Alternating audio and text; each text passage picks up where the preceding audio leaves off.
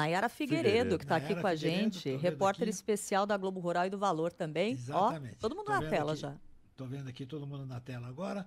E é o seguinte, Cassiano, Nayara, das 20 empresas do agro que já anunciaram seus balanços financeiros, 17 reportam ganhos de receita.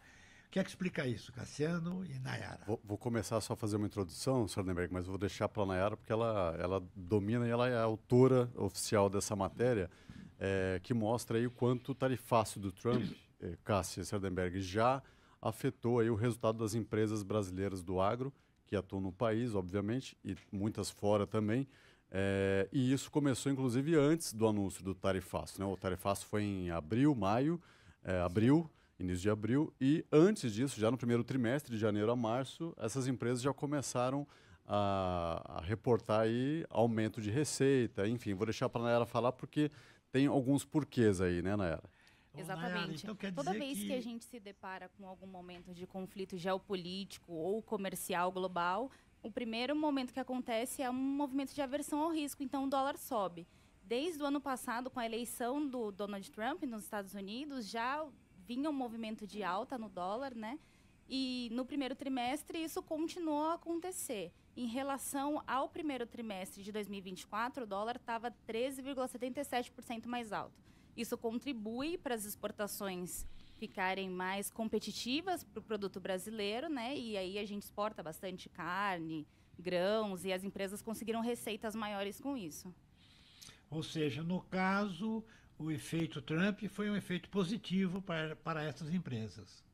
Foi positivo porque elas exportaram mais, né? Como mostra aí esse levantamento que o Valor Data fez e que a Nayara reporta. E tem também, Sardenberg, uma outra questão que é o seguinte, não é só o Brasil, a Argentina também, né? No caso, nosso parceiro, nosso vizinho aqui de região, ele também é um grande exportador de soja, então as empresas da Argentina também exportaram mais, e nesse caso, além do tarifaço ali, tem uma redução das chamadas retenções que a Argentina impõe lá aos produtos agrícolas, que deve durar pelo menos agora até o final deste mês, se nada mudar. Então isso também favoreceu.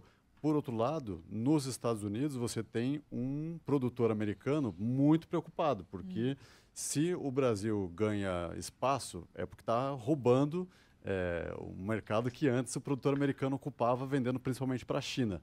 Então você tem os produtores agora americanos lá vendendo menos para a China, grãos, carne, principalmente grãos, e implorando ali ao governo Donald Trump para que tenha alguma medida que cause um aumento de consumo interno no país, como é o caso da mistura de etanol na gasolina ou mesmo de biodiesel.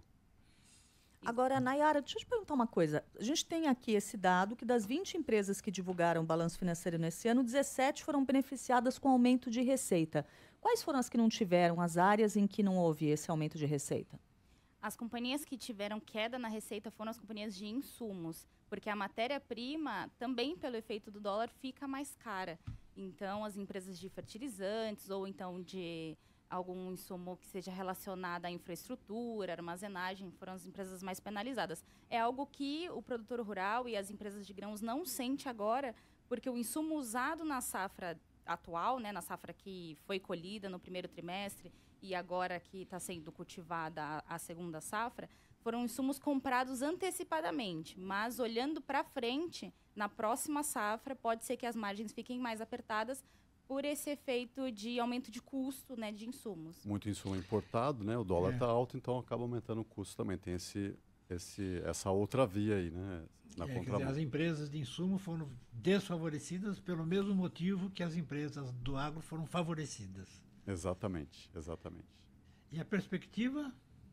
Olhando para frente, Sardenberg, a gripe aviária é o principal ponto. Os frigoríficos foram os mais beneficiados pelo movimento, tanto do dólar quanto de demanda internacional muito aquecida. A demanda interna também estava aquecida, mas agora a gente não sabe qual é a intensidade que a gripe aviária vai trazer algum efeito, porque tivemos embargos, né? Mais de 20 países deixaram de comprar todo o produto nacional em carnes de frango ou produtos avícolas. Eles conseguem, essas exportadoras conseguem redirecionar para outros mercados, mas grande parte desse produto vai ficar no mercado interno, então é um faturamento mais baixo que as empresas terão aí no segundo trimestre, mas a intensidade disso vai depender também do andamento da doença, se mais algum caso vai ser encontrado em granja comercial ou se vai se restringir a esse caso que foi encontrado lá em Montenegro, no Rio Grande do Sul. Bom, a boa notícia é que, por enquanto, é uma situação restrita, né? Quando a gente fala de granja comercial. E continua aquele fenômeno que a gente comentou na semana passada, Carlos Alberto. Você sabe que o ovo está mais barato, né? Pois é. Você já percebeu isso? Eu fui fazer compra outro dia e fiquei impressionada com o preço do ovo bem mais sobrando, baixo. né?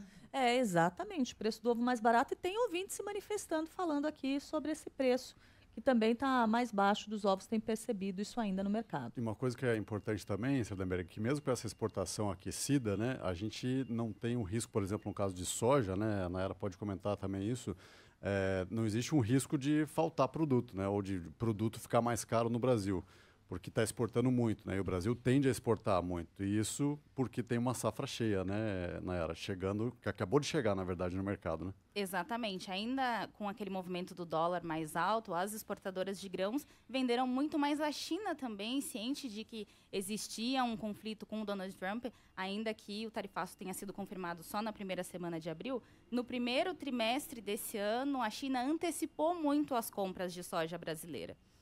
Então, no segundo semestre, normalmente a China compra mais da safra americana por uma questão de ciclo. É o período em que o Brasil planta a soja e os Estados Unidos colhem. Mas agora a China precisa, tanto a China quanto todo o mercado global, precisa acompanhar como vai ser o andamento dos acordos, se China e Estados Unidos vão conseguir consolidar algum acordo entre si, como vai ficar essa questão de dependência e de tarifas, e disso vai depender também qual será a demanda para a soja brasileira durante o segundo trimestre. Nesse momento, a gente não tem risco de faltar nem de aumentar muito o preço dos subprodutos de soja. A gente tem o óleo de soja, que é muito consumido pelos brasileiros. Mas no segundo semestre é onde a gente pode ter um ponto de atenção a depender de quanto a China vai comprar dos Estados Unidos e quanto vai precisar buscar aqui no Brasil. Agora, sobre a gripe aviária, como é que é a situação do momento?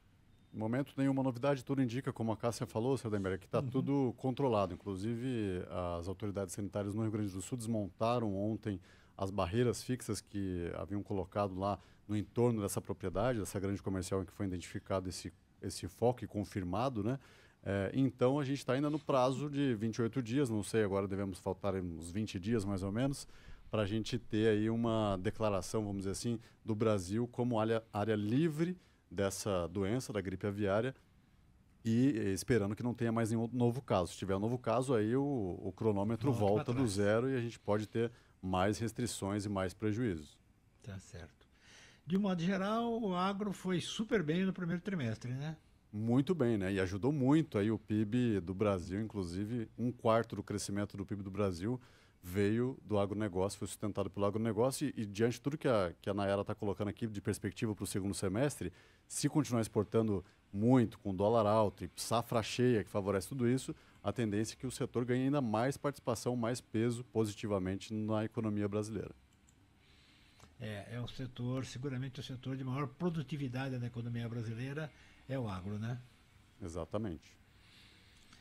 Nayara de Figueiredo, muitíssimo obrigado aqui pela sua participação especial. Cassiano, Valeu, até mais. Sardenberg. Até a Obrigada. próxima. Valeu, Cássia. Até a Obrigada, semana que vem, Cássia. pessoal. Até mais.